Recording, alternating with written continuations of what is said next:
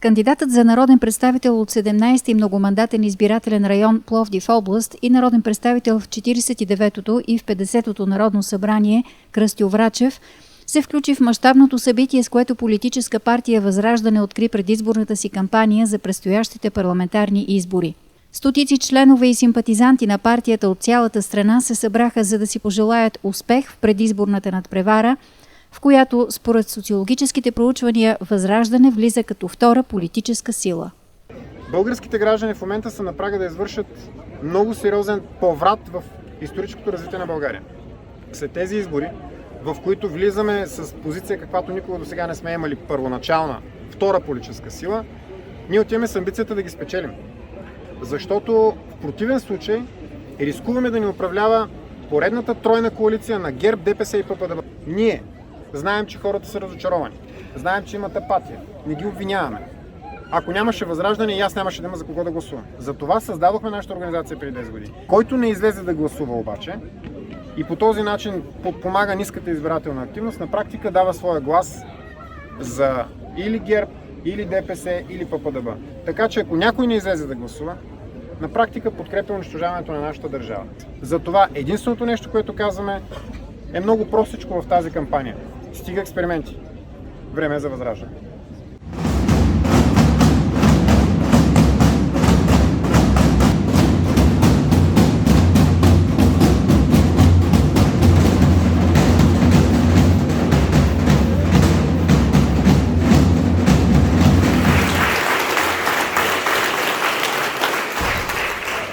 Ние имаме един основен враг. И нашият враг е апатията, нихилизма, отчаянието, безверието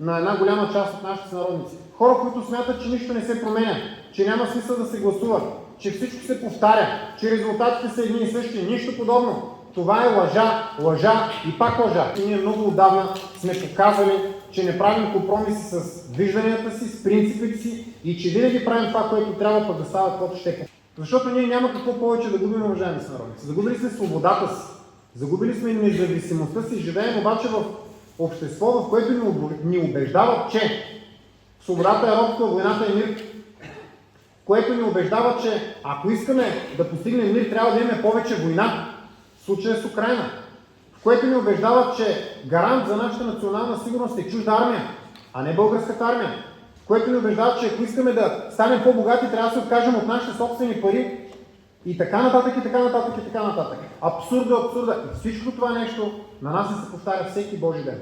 Нас ни заличават като народ и като държава. Вече десетилетия наред. И когато ние кажем това, казват, че сме крайни.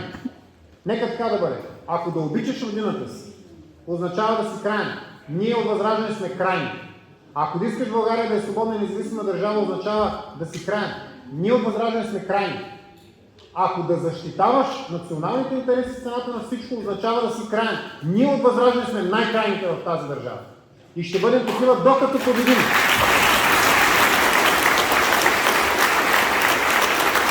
Уважаеми сънародници, приятели, съмишленици, другари, имаме една единствена задача в следващите 30 дни. Да успеем да отворим колкото се може повече очи на повече българи, да ги събудим, да ги присъединим към множеството, което се бори с всякакви средства за свободата си и за независимостта си. Спечели ли Възраждане тези избори? Не България, не Европа, светът ще бъдат други. Защото Възраждане, уважаеми сънародници и приятели, е явление. Възраждане не се купува, не се продава. Възраждане е слава. Възраждане е честта на България. Да живее България!